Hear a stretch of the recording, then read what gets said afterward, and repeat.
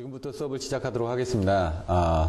전 시간에 이제 좀 여러 가지 내용들을 설명을 드렸는데 사실 수기로 쓰지 않고 이렇게 하다 보니까 좀 어려운 부분들이 많이 있으실 겁니다. 그래서 연구반에서 이제 뭐 다 설명을 드리면 좋겠지만 일단 개념적으로 제가 하는 거는 이제 개념적으로 여러 번 반복시키면서 뭔가 여러분들이 쓰실 수 있게끔 만들고 그런 부분들 쓰는 부분들에 대해서는 여러분들이 파이널반 같은 데서 쓰면서 안 되는 것들을 차라리 아무리 열심히 가르쳐 줄지언정 본인이 하지 않으면 안 된다는 거는 여러분들이 잘 느끼실 겁니다.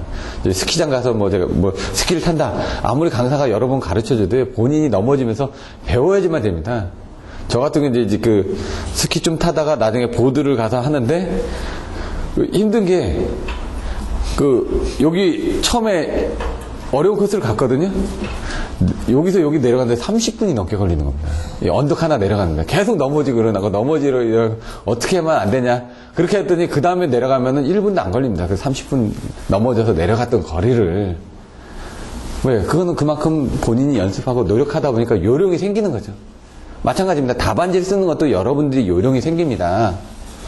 제가 이제 왜 그 얘기를 하면 프랑스에 교육을 받으러 갔다가 2주 교육을 받으러 갔거든요. 그러니까 주말이 남아서 스위스를 갔습니다. 스위스의 인터라켄을 가가지고 딱 계획을 세워가지고 아침에 새벽 6시 첫 차 타고 딱 올라가서 사진 찍고 내려가서 이제 점심에서 한 4시간 정도 되는데 이제 스키 타려고. 근데 다행인 건 그때 타고 올라간 사람이 6명밖에 없었거든요. 6시 첫째 기차를. 일요일 날 아침에.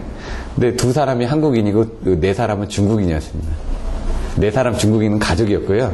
2사람은 저하고 1사람인데 그 사람은 이제 공무원인데 왔다가 해서 그 사람하고 둘이 사진 찍어주고 그 사람은 이제 내려가고 저는 스키 예약해놨으니까 타고. 근데 아무것도 모르는 상태에서 한번 도전해보자고 탔는데 초급자 코스를 열었을 줄 알았는데 초급자 코스를 안 열은 겁니다. 저는 이제 초급자 수준인데 왜냐면 거기에 중급자는 우리의 고급 수준이고요. 그래서 딱 내려갔는데 앞길이 막막한 건데 거기서 어떻게 하냐면 다른 사람이 하는 걸 보는 겁니다. 여러분들 마찬가지입니다. 다른 사람이 하는 답안지를 보고 쓰는 겁니다. 지금 흉내를 어떻게 냈냐 그래. 다른 사람이 어떻게 하는지 보고 그런 것들 자꾸 흉내를 내기 위해서 시험도 보시고 옆에서 누군가 얘기하면 같이 얘기도 하시고 그렇게 하라는 얘기입니다. 그래서 처음에는 아무것도 모르고 그냥 가서 아까 얘기했던 요 밑으로 내려간 1분도 안 되는 언덕을 30분 넘게 고생해서 내려갔는데 그 다음에는 처음에 내려갔는데 1시간 걸렸거든요. 그 다음에 두 번째 내려갈 때는 30분. 여기서 저기까지 내려가는데, 그 다음 코스까지 타고 올라오는데, 그 다음에 내려가니까 한 20분, 그 다음에 15분. 이런 식으로 줄어들더라고요. 계속 반복하다 보니까 익숙해지는 거죠. 왜? 그 코스가 익숙해져 있으니까, 이쪽으로 가면 편하겠구나. 마찬가지입니다. 공부도. 송배전공학 있죠? 전력계통공학 있죠? 발전공학 있죠? 송배전공학부터 하시다 보면 지금 1장부터 5장까지 하는데 많이 힘듭니다. 근데 그거는 밑으로 깔고 가야 되는 거고 그 다음에는 별로 쓰실 일이 없습니다. 정작 중요한 건 6, 7, 8, 9, 10 바로 여기서 배우는 안정도나 고장전류 계산이나 이런 부분이 중요하다는 얘기죠. 그 부분은 여러분들이 반드시 가져가셔야 되는데 아까처럼 요령이 있다고 그랬죠. 고대 발전 그 키워드 그게 요령입니다. 제가 얘기하는 그걸 해가지고 막 쓰시다 보면 잘은 몰라도 뭔가 나오게끔 아까처럼 제가 자꾸 여러분들한테 중간중간 이게 뭘까요? 저게 뭘까요? 한번 생각해 보십시오라고 던져주죠. 그럼 이제 제가 물어보는 의도하고 여러분들이 생각하는 의도가 틀려집니다. 저는 이제 그걸 이제 답안지를 쓸 때 기준으로 의도를 하는 거고, 여러분들은 제가 질문을 하면, 요거에 뭐에 대해서 물어보냐. 근데 이제 저한테 이제 수업을 한 1년 정도 들으신 분들은 제가 의도하는 게 이제 뭔지 이제 조금씩 감을 잡힙니다. 저 사람이 뭘 물어보는구나. 레파토리가 거의 비슷하니까. 근데 그 부분도 마찬가지로 답안지를 쓸 때도 똑같습니다. 채점자가 문의하는 의도가 뭐구나. 거기에 맞춰서 답안지를 이제 써 나가는 겁니다, 지금. 그러면 이제 제가 보고, 여러분 쓰시는 거 보고 이게 의도가 과연 맞는지, 그래서 30분 동안의 짧은 시간이지만 옆에서 자꾸 봐드리려고 하는 부분이, 이분이 어디까지 공부를 하고 왔고, 이분이 어느 분을 잘 모르고, 그걸 보기 위해서 하는 겁니다. 왜냐면 제가 그 내용을 봐야지 수업 시간에 여러분들 부족한 부분을 채워드리는 거니까. 그래서 여러분들이 좀 틀려도 좋으니까 무조건 쓰셔야지만 됩니다. 이분은 공부를 안 하고 왔구나. 왜? 기존에 있던 요약본만 보고 쓰고 있으니까. 그러면 이분한테는 요 개념적인 부분은 왜? 요약본을 썼으니까 왜 그런 요약본을 써게 되는지 그런 내용들도 좀 설명을 해야 되겠구나. 그래서 전체적인 분위기를 보고 이끌어 가는 거죠. 그래서 그때마다 조금씩 틀려집니다. 뭐, 아까도 오전에 보면은 얘기를 했는데, 어느 분은 그렇더라고요. 오늘 처음 오신 분인데, 그분은 이제, 예, 전력계통공학을 한 번씩 보고 왔으니까, 아, 요약을 해주니까 참 좋았습니다. 또 어떤 분은, 자기는 아무것도 모르는데, 앞으로 배우지도 않은 부분을 요약해서 설명해주면 난 모르겠다. 당연하죠. 입장이 틀리니까. 그래서 제가 그분한테는 그랬죠. 아, 한두 번 듣게 되다 보면은, 그게 오히려 더 도움이 될 수도 있습니다. 시간을 줄이는 데 있어서. 그러니까 아무것도 모른다라고 해서 차근차근히 가다 보면요, 너무 시간이 많이 걸립니다. 우리는 뭡니까? 목적 있죠? 짧은 시간 이내에 뭔가 목적을 이루기 위해서 노력을 해야지만 됩니다. 그러기 위해서는 좀 힘들어도 좀 특이한 방법으로. 물론 여기서 지금 그런 부분이 맞는 부분이 있을 겁니다. 본인한테 안 맞는 부분들도 있을 거고, 그건 어쩔 수가 없습니다. 본인한테 맞게끔 그거를 자기가 개발해 나가야 되는 거죠. 자, 이제 수업으로 들어가서 이제 어떤 식으로 이제 맞춰 나갈 건지 여러분들이 한번 같이 생각을 해보도록 하겠습니다. 내용들 보시면은요,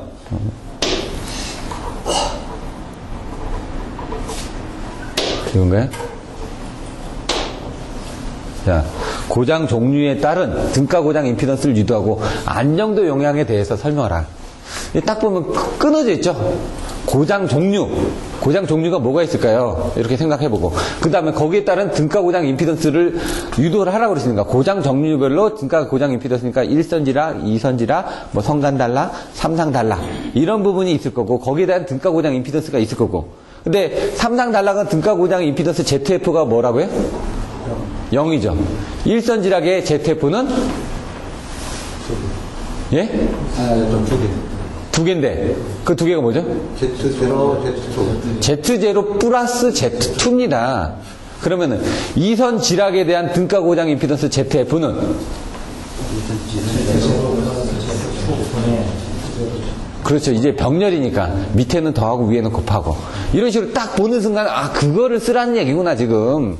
자, 안정도 영향에 대해서 설명하라. 안정도 영향이면 지금 이제 콘셉트이 반대로 고장전류의 가혹 차단이 더 어떻게 큰 거냐, 그거에 따라서 안정도에 더 영향을 미친 거니까. 고장전류가 크면은 안정도에 영향이 클 거니까. 그래서 이거는 뭡니까? 1, 2, 3 해가지고 지단 가지고 이제 설명하면 되는데, 그때는 뭡니까? 그게 되는 거를, 영향을 설명해야 될 거 아닙니까?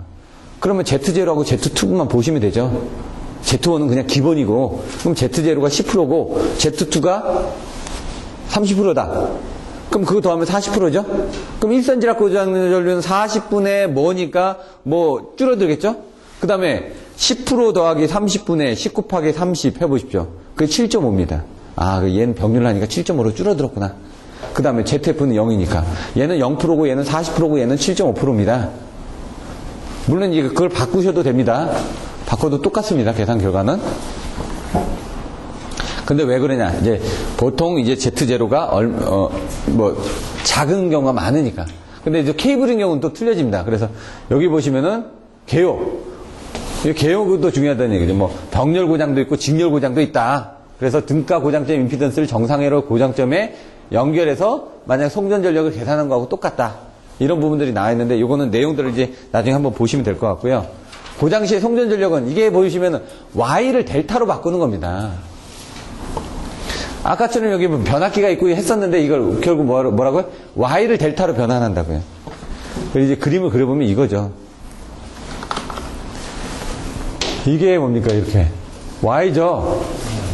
얘도 Y죠. 근데 여기는 이제 고장이 나면서 이 고장의 여기 부분에 해당하는 부분에 이 ZF가 생긴 겁니다. 근데 뭡니까? 이제 고장 중에 송전 전력을 계산하려면은 델타로 보면은 이게 T형이죠. 지금 보면 T형인데 파이로 계산을 해야죠. 이게 T형입니다. 지금 2분의 Z, 2분의 Z 나눠져 있지 않습니까? 파형을 하게 되면 얘가 Z로 가면서 이쪽으로 2분의 Y, 2분의 Y 떨어지죠. 그러니까 요 고장 중에 전송 전력을 계산하려면 그 지점에 임피던스를 계산하니까 뭡니까? 여기 Y로 있던 이 부분이 여기 델타 부분을 환산을 해주는 부분이 필요하더라 이거죠. 그 환산을 해줘야 되다 보니까 그게 뭡니까? 이제 P는 아까처럼 X1 플러스 X2 플러스 뭐 X0분의 뭐 이런 식으로 뭐 이렇게 나올 거란 얘기죠. 그럼 여기는 뭡니까? 원래 있던 부분이고 요 두 개 부분이 여기로 인해 가지고 여기 더해진 부분이다 이거죠. 전체 전력은 이거고 전체 임피던스는 이건데 전체 임피던스에서 얘가 이쪽으로 환산되어진 뭐가 있을 거 아닙니까? 이 등가 고장점 임피던스. 그 부분을 이제 보자는 얘기죠. 이렇게 개념으로 보시면은. 여기 보시면은 각각은 이렇게 돼 있다고 하는데, 고장 발생시고, 이거를 뭐라고요? 파형으로 했죠? 그 임피던스가 어떻게 변한다고 지금? 아까 요게 지금, 요건 파형입니다. 이게 파형. T형일 때는 어떻게 되는 거예요? 여기죠. 근데 이걸 자세히 이렇게 묶으면 델타처럼 보여지죠? 델타 Y 그 개념이죠. 그게 T형 파형이니까. 그럼 여기 있던 임피던스가 이쪽으로 환산돼서 넘어간 거죠. 이 ZF가 이쪽으로 넘어가고, 그러면 여기 뭔가 이 Z1A는 여기 있던 Z1A, 여기 Z1B 이 두 개 곱한 게 이쪽으로 들어가서 아까 전체 부분의 일부분이 이쪽으로 들어갔다는 얘기입니다. 지금 전송 전력을 계산할 때는.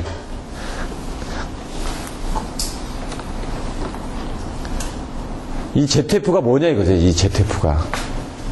그래서 고장 중에 전달 임피던스는 이 XF는 전체 아까 이 위에 전체 있던 부분 있죠. 파형에 그 부분이 되는 거고, 그게 되려면 양쪽으로, 사실은 이게 왜 이렇게 되냐면요. 여기서 이게 이쪽으로 연결되고 이게 이쪽으로 올라가고 이쪽으로 올라가면서 된 겁니다. 왜 요거나 다 똑같죠. 형태가 델타니까. 그러니까 Y일 때는 이렇게 생각하시면 되죠. 나중에 보시면 여기 1입니다. 그럼 여기 얼마가 되죠? 3이 되죠. 여기도 3이 되죠. 여기도 3이 되죠. 뭐뭐 곱하기 뭐뭐 이렇게 가지 않습니까? 밑에 부분은 1이 되고 위에는 다 곱한 게 더해지다 보니까 얘는 두 개를 곱하는 겁니다. 사실 여기서 하게 되면 여기서 얘가 할 때는 이쪽 거 할 때는 이거 두 개를 곱하고 더했었나요? 이거 두 개 곱하기 이거 두 개 곱하기 이거 두 개분의 이 사이각이었었네? 헷갈리는데 이걸 두 개 곱하는 부분에서 1분의 뭐 이렇게 뭐분의 두 개 곱해가지고 얘가 1이 나오고 얘가 하나가 나오고 얘가 할 때는 얘 쪽 게 이쪽으로 들어갈 겁니다. ZF 부분에 이렇게 저기로 들어갈 겁니다. 그래서 나중에 이제 요거는 이제 변압기 쪽에서 요거 계산한 Y 델타 계산한 2건선 변압기하고 3건선 변압기는 다시 설명을 드릴 테니까 보시면 되고요. 그 법칙이 있으니까 XF는 해서 이렇게 나왔고, 여기 부분이 이렇게 아까 좀 P는 X분의 2S, 2R 사인 세타에서 여기 부분에 대해서 미치는 요거 때문에 이게 틀려진다. 그걸 이제 계산을 해내야 되는데, 여기 보시면 뭐 10하고 30%가 있다. 그럼 여기 보시면 여기다 실질적으로 수치를 넣어가지고 계산을 해도 됩니다. 10하고 30을 넣어서. 그렇게 계산했던 내용들도 있고요. 그다음에 일선지락 고장전류 하게 되면 뭐라고요? 요거는 그냥이고, 여기서 이렇게 끊어놨죠. 이렇게. 이게 등가 고장점 임피던스입니다. 이게 일선지락이라고요. 그러면 거기에 일선지락에 대한 수식들도 간단하게 써줘야죠. 이거 바로 나올 수 있겠습니까? 연습하면 바로 나옵니다. 어렵지가 않다고요. 결론은 다 알고 있지 않습니까, 우리는. 뭐라고요? 여기는 이렇게. 요거 일선지락들요. 3I0니까 IG는 I0인데 I0가 이거고 거기다 3을 곱하면 되니까 이렇게 나오고요. 여기도 어떻게 합니까? 대지로 흐르는 부분에서 여기 부분은 없다고요. 일선지락에선 Z0가 있는데 얘 왜 Z0 플러스 ZF로 했는데 요게 이렇게 ZF가 된다는 얘기죠. 이렇게 요게 ZF가 된다는 얘기죠. 요거는 이렇게. ZF는 이거다 이거죠. Z1에다가 이걸 더한 부분이다 이거죠. 그래서 결국은 ZF는 Z0분의 Z2다. Z0 플러스 Z2다 이 얘기죠. 지금 이선지락 고장. 그럼 이선지락 고장 보면은 선이 두 개로 병렬이 연결이 되죠. 그럼 뭐라고요? 사실은 이거죠. Z1 아까 얘기한 것처럼 이겁니다. 이건데 이게 두 개였죠. 그 부분에 뭐 이거였죠. 근데 그걸 Z1을 제외한 나머지로 분류를 하다 보니까 Z1을 놓고 나머지를 분류하니까 결국은 이게 등가 고장 임피던스 ZF가 되더라고요. 요 지점. 그래서 그걸 외울 때는 그냥 더하기 분에 더하기로 그냥 외워주시면 된다고요. 수식이. Z1을 제외한 나머지 부분입니다. 성간 단락일 때는. 성간 단락일 때는 이제 하나밖에 없습니다. 그래서 얘가 보시면은 Z0는 10이다. Z2는 30이다. 일선지락일 때는 어떻게 된다고요? 10 플러스 30이죠. 이거분에 뭐가 100, 예를 들어 100이라고 하면은 일선지락일 때는 이렇게 돼 있습니다. 이선지락일 때는. 10 플러스 30분의 10 곱하기 30 분의 100이 되겠죠? 그리고 이선 단락일 때는 영상분이 없습니다. Z1, Z2, Z0가 있었는데 영상분이 없으니까 그건 어떻게 되는 거예요? Z2밖에 없죠? Z1을 제외한 나머지니까. 그러니까 Z2가 뭐라고? 30이라고 됐죠? 30입니다. 30분의 100입니다. 그리고 3당 단락일 때는 ZF가 없죠? 0분의 100이죠? 그럼 얘가 고장준류가 가장 크겠죠? 이게 작으니까. 그 다음에 고장준류가 큰 게 이게 7.5죠? 얘는 뭐라고요? 30이고 얘는 40이고 이거 바꿔도 얘는 10입니다. 얘는 7.5고요. 바꿔도 7.5고 7.5고 얘는 10 아니면 30입니다. 둘 중에 항상 이거보다 크죠. 얘는 40이고 그러니까 뭡니까? 1선, 2선, 2선, 3선인데 뭐라고요? 3당 단락이 가장 크고요. 요게 0분의 100이었으니까 그 다음에 얘는 뭐라고요? 40분의 100이었죠. 얘는 무조건 7.5가 나오죠. 얘는 10 또는 30이 나오니까 어떻게 됩니까? 얘가 고장준류가 가장 큰 거죠. 이렇게 이런 것들도 써가지고 그냥 그 예를 들어가지고 한번 써주시면 된다는 얘기죠. 이런 것들도 나중에 다른 사람의 답안지가 이게 10하고 30을 해가지고 이렇게 해놓은 게 있습니다. 그런 것들도 실제로 한번 예를 들어주시면 좋겠다 이거죠. 3당 단락일 때는 없다 이런 부분을 돼 있고요. ZF가 여기니까 그래서 보시면은 그림을 이 그림 어디냐 기본서 책에 다 있습니다. 다 있는데 여기 보시면은 등가 고장점 임피던스를 병렬로 삽입한 거하고 직렬로 삽입한 거하고 두 가지 케이스가 있는데 병렬로 삽입한 케이스만 일단 보시면 됩니다. 여러분은 나머지는 직렬 부분은 다시 연결해야 되니까. 자, 일선지락을 보시면요. 일선지락 2선 단선하고 똑같습니다. 1선이니까 이렇게 2선 지락은 1선 단선입니다. 이렇게 두 가지 케이스밖에 없으니까 나머지 이 두 가지는 다 알죠. 지금 아까 보셨던 것처럼 얘 10이고 30이면 40이고 10이고 30이면 7.5고 이게 12 이게 30 얘는 30이죠. 얘는 0이고 이런 식으로 요 그림만 딱 그려주시면 되죠. 사실 이거 계산하는 법들 안 물어봅니다. 거의 안 물어보니까. 왜? 등가 고장점에 사고 났다. 단선되는 사고는 별로 없으니까. 단선됐다는 건 끊어져서 그냥 공중에 달려있다는 얘기거든요. 끊어지면 어떻게 됩니까? 땅에 떨어지든지 아니면 어디에 붙든지 그렇게 하죠. 그냥 가만히 공중에 떠있나요, 얘가? 그렇진 않죠. 그러니까 이런 사고는 별로 없기 때문에 이런 부분은 그냥 이렇게 전체적인 표로만 이렇게 보여주시면 되고, 나중에 아셔야 되는 거는 1선 지락은 2선 단선하고 같다. 얘만 알고 계시면 됩니다, 얘만. 왜? 이게 아까 뭐 있습니까? T형인데 파형으로 바꿨죠? 그럼 얘는 뭐 어떻게 계산할 겁니까? 이거는. 물론 계산을 할 수 있는 방법은 있는데 그게 잘 안 나오니까 그냥 모르셔도 된다는 얘기죠. 그래서 여기 보시면 1선 단선하고 2선 단선의 고장은 이거하고 동일하며 ZF를 병렬이 아닌 직렬로 삽입한 거하고 같다. 여기 있죠? 30%, 10%로 보며 해석 시에 대략적으로 이 값을 적용해서 계산하면 이렇게 고장 조건이 감소된다. 이렇게 나왔죠? 그럼 그걸 실제로 보여주시라는 얘기죠. 이렇게. 실제로 보여주시면 된다는 얘기죠. 10%, 30%를. 아까처럼 넣어서.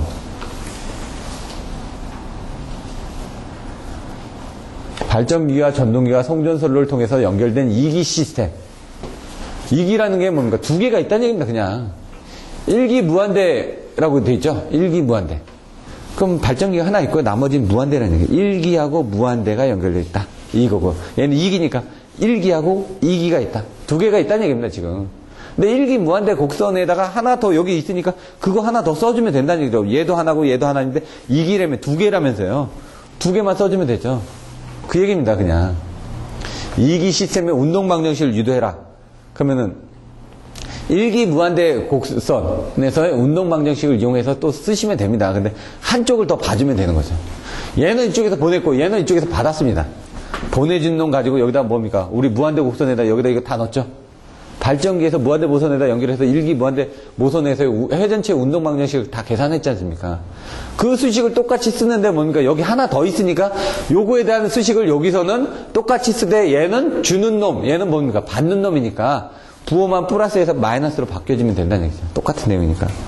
한번 보시면은 발전기 첨자는 1번이고 전동기 첨자는 2번으로 하고 DT자성분의 D자성 세타는 N분의 W PI1 마이너스 PN1 이거 보셨죠? 앞에서 나왔는데 뭐라고요? 무조건 외우라고요. 일기 무한대 곡선에서 이 수식 어떻게 나오는지 모르겠습니다. 나오는 거 있습니다. 책에 있는데 그거 토크 부분을 가지고 이 관성정수를 해가지고 토크가 나오거든. 사실 먼저 토크가 그걸 이용해서 이제 수식이 나왔습니다. 그것도 외워서 그냥 쓰는 방법밖에 없습니다. I자성 W가 M이었나요? 뭐 그런 식으로 해가지고 이게 바뀌어집니다. 요거는 뭐라고요? 받는 놈.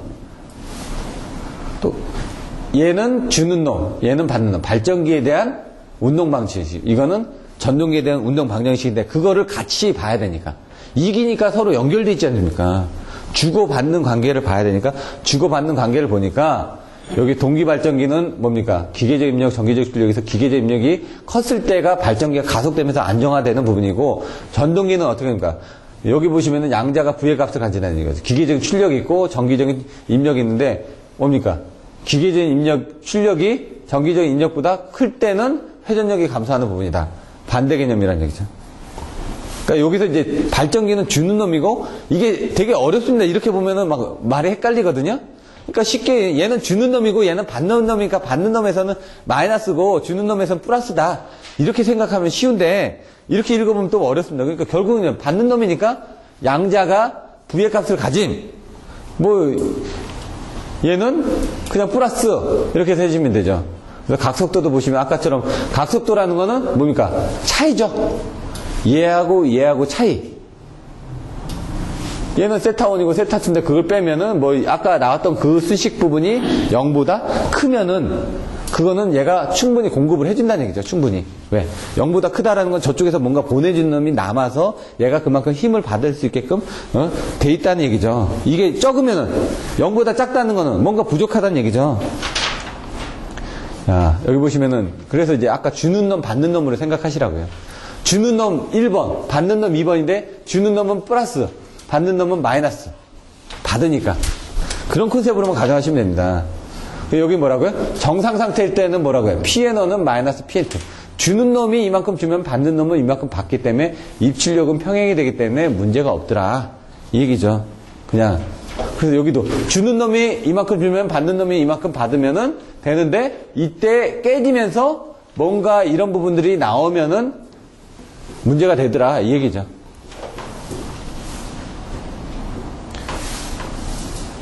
여기서 이 눈이 빠져야 되는데 같지 않을까? 네? 같지 않으면 아니면 눈이 빠지든가 그러면은 뭔가 나오겠죠.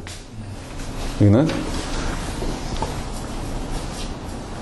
이거 지금 수식이 똑같은데 여기 니콜 피제로다. 이게 지금 즉 1과 같다. 입출력 표시는 피제로. 좀 헷갈린데 여기는. 근데 이제 여기는 이제 여기서 이제 관성정수가 나옵니다. 이 M이라는 건 관성정수인데 관성정수가 크다는 건 뭐냐? 달리다가 100km를 달리다가 제동거리를 내면은 아무리 브레이크를 밟아도 제동거리가 뭐 80m, 100m 됩니다. 근데 15km로 달리다가 이렇게 브레이크 밟으면은 아주 짧은 거리를 쓰는 거죠. 그러니까 얘가 지금 관성정수가 좋다라는 건 그만큼 회전치에서 뭔가 공급할 수 있는 힘이 세다는 얘기입니다. 그래서 그걸 보려고 했더니 그거는 양쪽의 관계에서 더하기 곱하기니까 이거 뭐 어려운 건 아니죠. 밑에 거 병렬로 연결되어 있으니까 이게 병렬로 연결되어 있으니까 더하고 곱해서 이게 나왔다 이 얘기입니다. 결국은. 그거를 보면은 그 내용이 여기다. 이 내용이죠, 그냥. 근데 여기 결론을 보시면은 어떻게 되냐면 일기무한대 계통의 식과 같은 형식이다 이거죠. 이기라고는 얘기를 했지만 이런 유의 문제가 나오더라도 일기무한대를 같이 하는데 결론은 아까 받는 쪽만 마이너스를 해가지고 그냥 풀어서 간단하게 써주셔도 된다는 얘기입니다. 근데 이기무한대를 물어보는 경우는 별로 없습니다. 이렇게. 다 일기무한대 정도만 물어보고요. 이런 것들은 이런 문제의 유형이 나왔을 때가 있고, 그 다음에 요걸 물어보는 경우도 있었거든요. 요 정도를. 그때는 발전기하고 전동기 사이에서 이 사이각에 이걸 가지고 이제 설명하는 부분들이 있었고요. 여기 보시면은, 요걸 물어보는 정도가 있다 이거죠. 각속도에 대해서 생각한다면, 오로 정의되는 등의 등가 적인 관성정수를 갖는 일기에 관한 작용과 같음을 의미하다. 그래서 요 정도만 이제 물어보는 게 있었습니다. 그 정도로. 여기서가 이제 좀 헷갈리는 부분이 오늘 여러분들 오전에 배우셨던 거하고는 약간 틀린데, 제가 아까 오늘 오전에 배웠던 그런 개념만 가지고 계시면 진행파 가서 또 똑같이 개념이 나온다고 말씀드렸습니다. 개념적으로 그것만 보시면 됩니다. 문제는 틀린데 문제가 나온다면 요게 나올 수가 있다는 얘기죠. 왜? 요거는 쓰기가 쉬우니까. 아까 건 보셨다시피 오전에 보셨던 것들은 뭡니까? 장거리 송전설로 해서 이계 미분 방정식을 유도를 해야 되거든요. 근데 얘는 이계 미분을 할 필요가 없습니다. 쌍곡선도 필요가 없고요. 단지 미분 한 번만 하면 됩니다. 그래 미분 한 번을 해가지고 뭘 계산하느냐? 여기서 보시면 전압전류의 진행파 특성을 설명하고, 전압전류의 진행파. 왜냐면 여기 문제는 뭐냐면 특성 임피던스라는 얘기죠. 특성 임피던스. 특성 임피던스가 뭐라고요? 진행파가 진행을 하면서 발생되는 전압전류의 비율을 계산한 게 뭐죠? R은 I분의 V 아닙니까? 전압전류의 어떤 그 진행에 대한 특성을 지금 비교를 해놓은 게 특성 임피던스인데, 그러면 진행의 특성을 설명을 해야지 전압전류의 진행파가 어떻게 돼서 그 VI가 어떻게 나왔는지를 알 수가 있다는 얘기죠.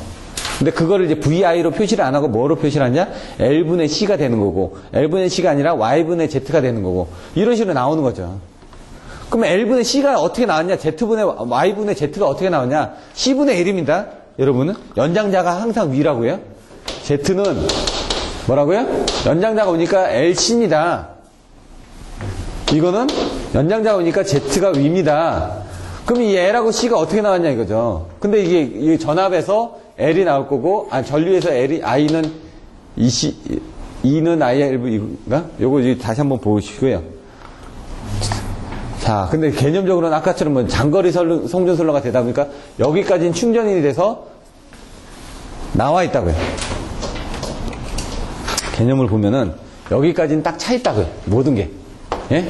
X랑 구간권에 다 차 있다가 요만큼에 넘어갈 때 뭐가 아까 전압강화가 생기고 요만큼에 넘어갈 때 예? 전류의 감소가 생긴다고 얘기를 했죠.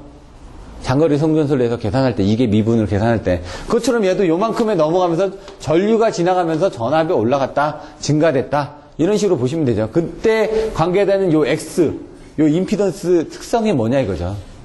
그 특성에 의해서 전파가 되더라 이거죠. 그 전파 정수나 감쇄 정수나 위상 정수나 그게 어떻게 됐냐, 그걸 보자는 얘기입니다. 그 B가 바로 이 임피던스 특성이 바로 특성 임피던스니까. 근데 그 부분 뭐라고요? 거리에 상관없이. 왜? 이 케이블의 고유한 특성이니까. 거리에 상관없이 얘가 얼마 정도 가지고 있다면서요. 그게 가공선로가 300에서 500옴 정도 된다면서요. 자, 그러면은 이제 여기 부분을 보시면은, 자, 전압이 오면서 여기까지 전압이 차 있습니다. 차 있는데 여기서 요만큼의 공간을 가면서 뭔가 변화가 일어나는데 그 생기는 임피던스의 특성을 지금 살펴보고 싶다. 이 얘기입니다. 그럼 여기서도 똑같이 진행파의 개념은 A점으로부터 DX만큼 앞쪽의 B점에는 아직 전이전류 진행파가 도달되지 않고 있기 때문에 거기는 0이다. 그래서 이게 요만큼 나가기 위해서는 이 정도의 시간이 필요한데 그 시간 동안에 여기 보시면 Q는 ECDX죠. 근데 사실 여기 보시면 I는 ECV, 그 다음에 E는 ILV. 요것만 알고 계시면 됩니다. 요거. 먼저 여러분들 아셔야 될 게 E는 ILV이고요. 먼저 I는 ECV입니다. 요거 알고 계시면 돼요. 이 V는 이제 전파 속도고요. 아까 뭐라고 했죠? 여기서 지금 나가는 부분이 먼저 이제 그걸 알면은 요게 나오는데 요거하고 요 두식만 알고 계시면 됩니다. 그러면 여기에서 요 ECV가 나왔으니까. 그러니까 결론은 I는 ECV. 왜냐면요. 이걸 어떻게 아냐면은 아까 R은 I분의 V라면서요. 그 이게 뭐라고요? 결국은 C분의 L이라면서요. 그 I는 뭐냐? EC, V 전파 속도가 있을 거고 얘 V는 E니까 E는 여기 I가 있을 거고 L이 있으니까 V가 있을 거라는 얘기죠. 서로 요거의 반대 개념으로 요게 있을 거라는 얘기입니다. 지금. 그리고 여기 V 부분만 해주시면 이건 외우는 건 어렵지 않다는 얘기죠. 이렇게. 그냥 이 수식으로만 딱 생각을 해도 개념적으로. 그럼 먼저 이제 전하. 여기서 나왔던 것들이 이제 전이 전류라고 했는데 여기 보시면 Q는 ECDX죠. 전하에 의해서 전류가 흐르고 그다음 뭡니까? 자속에 의해서 뭡니까? 전압이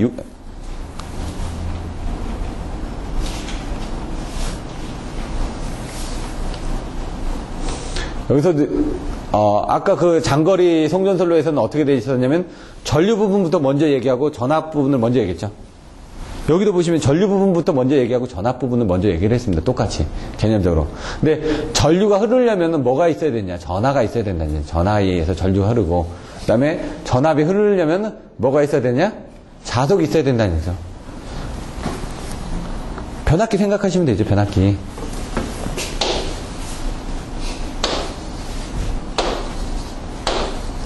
전류에 의해서 자석이 발생돼서 자석에서 전압이 유기가 되죠.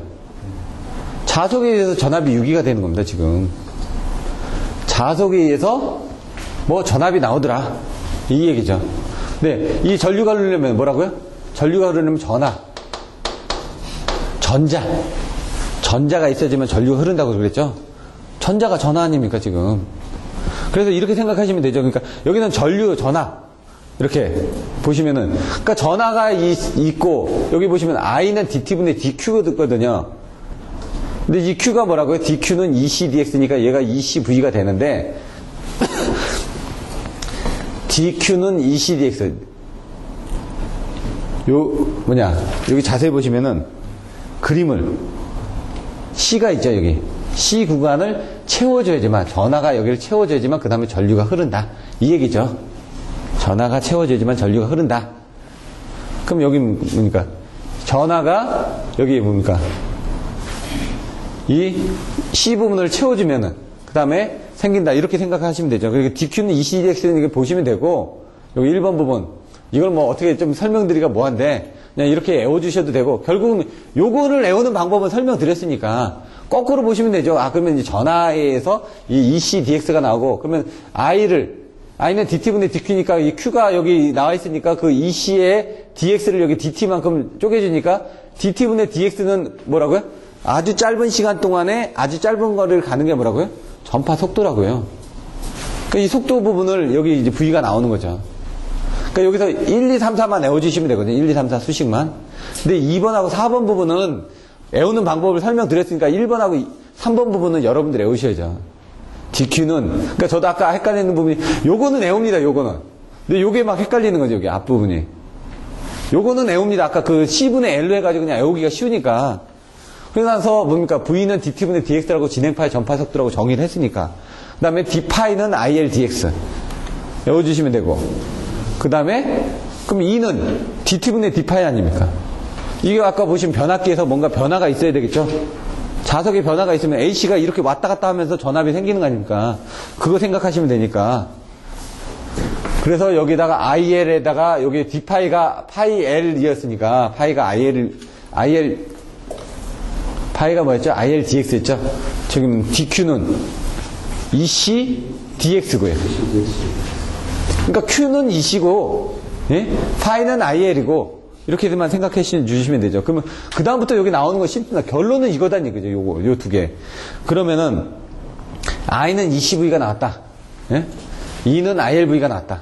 요거는 지금 전류 진행파, 전압 진행파가 나왔다. 그러면 V는 EC분의 I고, 뭐 LI분의 E고, 이건 전파 속도에서 요 V를 가지고, 요걸 밑으로 내리고, 저기서 밑으로 내리고 그렇게 한 것 뿐이니까, 여기 뭡니까? V를 해놓고 요거 EC를 이쪽으로 내리면, EC분의 I죠, 요거.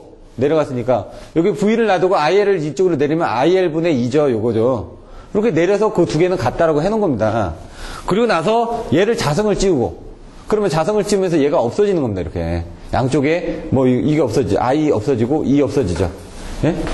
그러니까 얘가 이쪽으로 올라가면서 C 자성되고, 얘가 이쪽으로 가면서 IL 자성이 되는 거죠, 이게. 이쪽으로 가고, 이쪽으로 가면서 얘 자성을 시키니까. 그래서 이 부분이 같다라고 하고, 내두니까, 이제 이게 지금 Z자성이 요거분의 요거니까 요게 C분의 L이 되는 거죠. 요거를 자성을 이쪽으로 놓고, 그러면 얘가 이쪽으로 가죠. C가 이쪽으로 가고 I자성이, 예.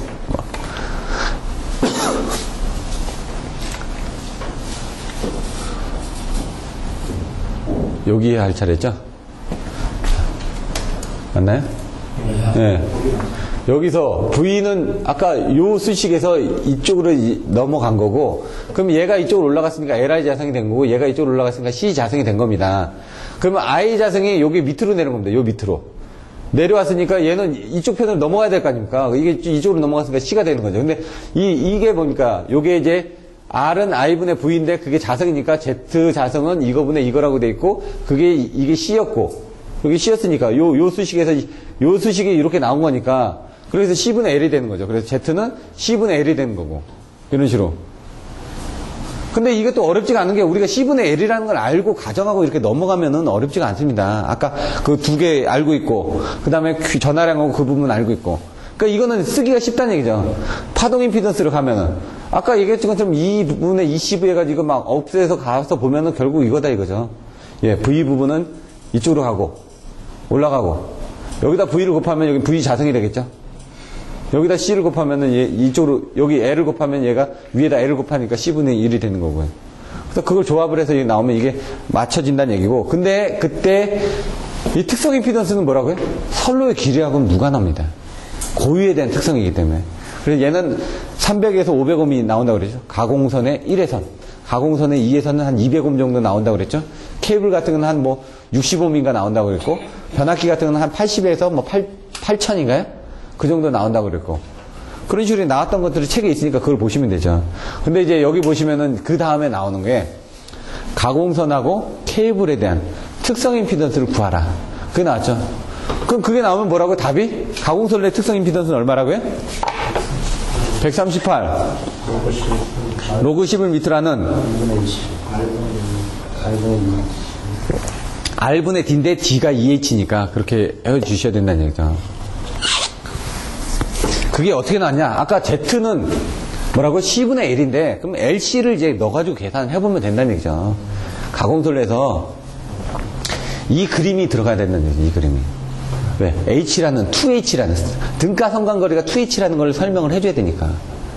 HE가 얼마였죠? 사장에서 산, 야산, 뭐 평지 해가지고 이렇게 평지에서 얼마였죠? HE 등가 성간거리 300, 600, 900 이렇게 나왔죠? 300, 600, 900. 그럼 H가 2H니까 이 등가 전체 길이는 얼마다? 이게 900이면 1800입니다. 근데 우리가 이 대지 위의 높이는 얼마라고요? 100m 정도밖에 안 되니까 이 HE는 그렇게 돼 있고 얘는 그거를 또 다른 관점으로 또 쓴 거니까 얘는 그냥 요게 요만큼 이제 가고 있다라고 한 거고 실질적으로 그게 아니라 요만큼 떠 있지만 대지로는 엄청 밑에 떠 있다는 얘기죠. 그냥 H라고 같이 표시를 했지만 그거는 이제 그런 개념으로 같이 보셔도 됩니다. 0.4605 로그 10을 밑으로는 R분의 2H C는 0.0241 로그 10을 밑으로는 R분의 2H 2H가 요거 등가 성간 거리라는 얘기입니다. 지금 결국은 그걸 넣어서 계산하니까 이렇게 넣어서 계산하니까 요거 로그 R분의 2H가 바깥으로 빠지겠죠. 곱해지니까. 그래서 보시면 로그 10분의 R분의 2H는 나오는데 요 수치가 138이 나왔다는 얘기입니다. 지금. 근데 전파 속도는 무조건 똑같다고요. LC 부분은 왜? 0.460하고 0.024 이상 계산하면 3 곱하기 10의 5승 킬로미터 세크고 이거를 3 곱하기 10의 8승을 해가지고 30만 킬로미터 30만 메타인가요? 이게 30만 이거니까 30만 킬로미터가 될 텐데 30만 킬로미터 이렇게. 근데 이제 케이블로 가게 되면 이 등가 성간거리가 이제 그 라지알로 바뀌어지면서 수치가 틀려지는 겁니다.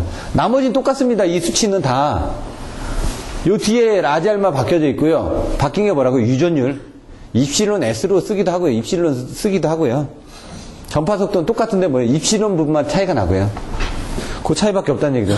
그래서 이것도 시험에 많이 나오는데 아까 제가 5-6하고 5-7이었나요? 그 부분의 앞에서 이게 5-7이었고 5-6 부분에 대해서 설명됐던 걸 같이 해가지고 보시라고요. 그 두 개를 같이 쓰기도 하고 아니면 이렇게 두 개를 조합을 해서 25점짜리 나오기도 하고요. 각각 그 두 문제를 다 알고 계셔야지만 됩니다.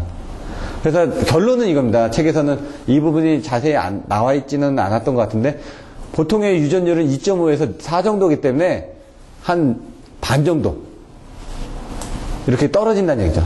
속도가 케이블 쪽에서는. 그러니까 케이블 쪽에서 사고 나면은 전파가 덜 된다 이거죠. 예? 전파 속도가 느리니까. 밖에서 사고 나면 속도가 빠르니까 뭔가 전파가 빨리 되는 거고. 그러니까 재폐로 같은 것도 빨리 할 수가 있습니다. 전파가 빨리 되니까. 근데 지중 케이블 같은 건 재폐로 안 합니다. 왜? 사고 나면 영구 지락 사고니까 재폐로 같은 거 안 되고 전파되더라도 매질이 있으니까 뭐 이쪽 저쪽으로 이제 가다 보니까 느려진다는 얘기죠. 아무래도 땅속으로 들어가면은 뭐 걸리는 것들이 많을 거 아닙니까? 그냥 그런 정도로만 생각하시면 됩니다. 진행파의 반사계수, 투과계수까지만 하고, 이거는 그전에 많이 했었으니까. 변이점이 있습니다. 중간에 변환 지점. 아까도 보시면 포인트에 중요하다고 그랬죠. 포인트에서. 4단자 정수 T형 파형 할 때도 포인트 EC 부분을 가지고 ES하고, T형에서는 뭐가 있었죠? EC가 있었죠. 파형에서는 ES가 있었죠. ES가 3번이라고요. 그거 잊어먹지 말으시라고. 왜냐면 딱 보고도 그냥 여러분들이 생각할 수 있게끔 계속 해 주셔야지만 그거를 쓰시는데 지장이 없습니다. 그렇게 개념이 없으면요, 나중에 시험장에 가서 딱 보는 순간 못 씁니다. 수식이 1, 2, 3, 4, 5가 나와야 되거든요. 근데 그거를 그림도 생각 안 나고 이 순서도 생각 안 나고 이걸 어떻게 유도해야 되는지도 생각이 안 나니까 흐름을 딱 머릿속에 넣어놓고 계시라고 해요. 1, 2, 3, 4, 5 했던 부분을. 변이점. 아까 들어오고 나가고 돌아오고 해서 있는데 반사파 부분을 이렇게 그림을 그려주신대요. 뭐라고요? 여기 보시면은 다 더해줍니다. 들어오고 나간 거, 이건 돌아온 거, 나간 거. 들어오고 돌아오고 나간 거는 같다. 근데 여기서 보시면은 얘가 마이너스가 붙었습니다. 여기. 이건 부반사기 때문에. 전류가 부반사기 때문에. 전류가 돌아올 때 부반사가 되기 때문에 거기다 마이너스를 붙인 것 뿐입니다. 그냥. 이렇게 해주셔야지만 계산이 됩니다. 나중에. 요걸 주의하시고요. 그 다음에는 그냥 더한 겁니다. 여기 IR에서 II가 이렇게 갔죠. 이렇게. 뭡니까? 여기. IR은 Z1분의 2R인데 마이너스가 붙었죠. 이렇게 갔죠. IT는 Z2분의 ET죠. 요 세 가지 수식을 I에 대해서 풀어서 쓴 게 바로 이거다 이거죠. 결국 뭡니까? 요거를 여기다 갖다 썼는데 요 수식에서 이거 풀어서 쓴 게 이거다. 이 얘기죠. 그래서 그거를 가지고 나서 또 정의를 한 겁니다. Z1번의 2R인데 여기서 그 다음에 2R은 여기 ER이 있네요. ER이 있고 ET가 있고 EI가 있네. ER이 있고 ET가 있고 EI가 있고. 그래서 요건 또 다른 걸로 정리했네. 4식으로 돼서 반사파, 투과파. 이건 한번 봐야 되겠네 지금. 요 위에 거는 전류를 가지고 한 거고. 그리고 이거는 같다. 이거는 마이너스 ER은 ET. 마이너스 ER은 ET는 EI. 여기서, 여기 보시면 이 수식을 그냥 이렇게 정한 거고요. 여기는 보면은 환산을 해서 없어졌죠. ET 부분을, 여기 부분에 ET 부분이 EI로 바뀌었죠. 요 ET 부분을 EI로 해가지고 여기서 수식을 해가지고 넣으면서 계산해가지고 요걸 이쪽으로 넣어서 만든 겁니다, 지금. EI로. 하나를 더 대입을 해가지고 그거를 표준화했다 이 얘기죠. 그래서 관계를 만들었다 그 얘기고요. 여기서는. 그래서 그거를 여기 보시는 것처럼 계산하기 위해서 이렇게 곱하고 나누고 하다 보면 결국 이게 나오는데 우리는 이 계산값을 외우는 방법을 설명드렸죠. R은 뭐라고요? 돌아오는 거니까 항상 반대가 생긴다고요. 근데 전압이 되게 되면 무조건 Z2부터 시작하라고요. 저는 밑에도 Z2 플러스 Z1으로 쓰라고 얘기를 했습니다. 그냥. 상관없거든요. Z2 플러스 Z1에 뭡니까? 들어온 부분에 대해서 감소됐으니까 Z2 마이너스 Z1이 됩니다. 얘는, ER은. 같은 방법으로 투과는 무조건 2배라고요. 전압은 Z2만 나오라고. 무조건 Z2만. 전압은 Z2만 나오고 전압은 Z2만 나오는데 뭐라고요? 반사됐으니까 감소돼서 들어올 거고 얘는 넘어갔으니까 2배로 넘어갔을 거고요. 그래서 2배 Z2가 된다는 얘기죠. 근데 그 과정들이 이렇게 이제 계산되는 부분들은 저번에 한번 설명드렸으니까 한번 보시면 되고요. 결론적으로 이렇게 됐는데 결론적으로 뭐죠? 돌아오는 거는 빼주면 됩니다. 근데 돌아오는 거 빼주는데 뭐라고요? Z2부터 전압일 때는 돌아오는 걸 빼주는데 전류는 Z1부터. 근데 Z1부터 Z1 마이너스 Z2거든요. 사실은. 근데 이걸 반사계수를 똑같이 해주기 위해서 여기 마이너스가 붙어야죠. 원래는.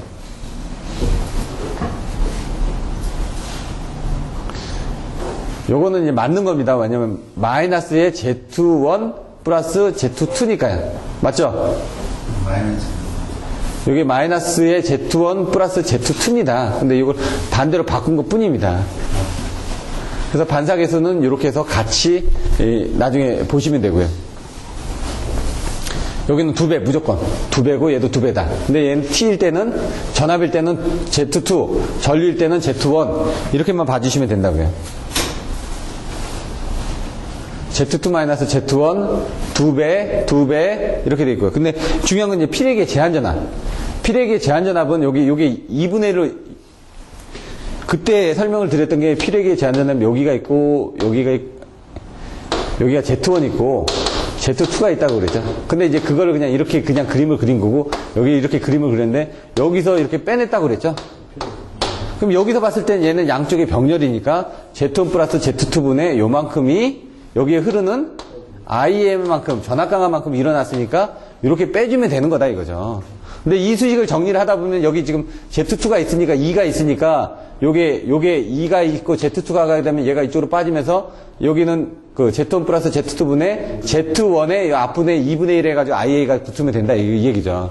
근데 그렇게 하면 이제 헷갈리니까 이걸로 해서 보시라는 얘기죠. 여기서 봤을 때는 얘 두 개가 병렬로 있으니까 요렇게 수식을 써가지고 그 다음에 이걸 요약해서 쓰면은 요 다음에 수식이 나왔나요? 2분의 1에 저기로? 안 나온 것 같아요. 필요기에서 그 부분이 안 나왔네요. 나중에 제한전압 구하는 것 주의 있습니다. 예, 제한전압 구하는 쪽에 2분의 1로 해서 나누는 수식이 있으니까 그 수식으로 외워주셔도 되고, 근데 그 수식으로 외워주시면 자꾸 헷갈리니까 결론적으로 뭐다? 여기서 바라보는 이게 필액의 경우에 제한전압을 보시면 제한전압이라는 게 결국 추가전압입니다. 얘가 이렇게 넘어갔는데 변이점을 그러니까 여러분들이 하나를 그려주시는 게 좋습니다. 이렇게. 아까처럼 두 개를 그려주시면 헷갈리고요.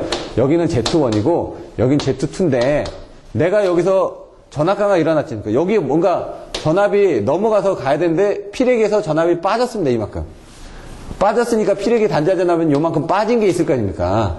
요만큼 빠졌죠. 그 빠진 부분은 내가 여기서 봤을 때 임피던스가 이만큼 병렬로 연결됐으니까 임피던스만큼의 전압 강화가 생겼을 거 아닙니까? 그래서 임피던스 전압 강화가 두 개니까 얘가 병렬일 때는 뭡니까? 더하고 곱한 것만큼의 여기 뭐니까 전압 강화니까 IR 아닙니까? 여기 흐르는 필액기에 흐르는 IA란 전류에다가 R 성분이 병렬이니까 그걸 곱한 겁니다. 그래서 전체적으로 투과되는 전압은 이 부분인데 2배의 전압에서 요거만큼 빠진 거고 그걸 계산하면 된다라고 이해를 하고 넘어가시면은 편한데 아까처럼 그냥 얘는 2분의 1이다 이렇게 해가지고 외워주셔도 되고요. 결론적으로 여러 가지 방법을 설명드렸으니까 보시면 된다는 얘기입니다. 이건 뭐 반사계수가 0.8, 투과계수가 0.2 정도로 돼서 뭐 감소된다는 부분들이 있고요. 이거 뭐 투과파 이런 거는 필요 없고 나중에 요게 좀 헷갈리는 부분들이 있거든요. 개방시하고 접지시가 있습니다. Z2가 무한대일 때하고 0일 때하고 무한대일 때는 없애버려야지만 됩니다. 없애서 왜 무한대분의 무한대는 계산이 안 되니까 무한대분의 무한대는 없애가지고 계산을 해줘야 되고 요거는 이제 나중에 한번 보시면 됩니다. 여기 부분은 지금 요거는 다음 주에 그 자료를 가지고 한번 보여드리겠습니다. 이게 지금 자료가 필액기의 동당 개방 접시. 다른 자료들 보시면 여러분들 다 있는데 자료를 갑자기 찾으려니까 또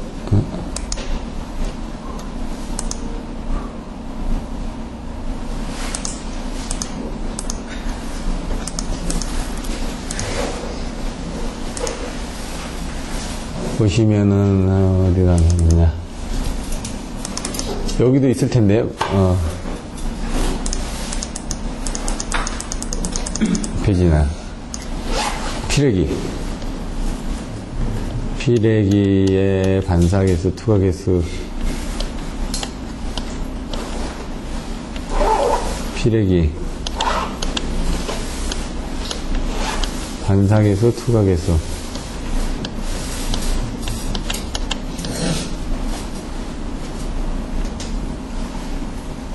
그럼 갑자기 찾으려니까 안 나오네. 요거는 다음 시간에 여기 오늘 했던 것 중에 마지막 부분 종단위 개방시하고 접지시 자료는 보여드리고 다시 한번 정리를 하고 넘어가겠습니다. 얘는 중요하거든요. 요거 한번 읽어보시고 오고요. 여기부터 해가지고 다음 주에 시간을 하도록 하겠습니다. 수고하셨습니다. 고맙습니다.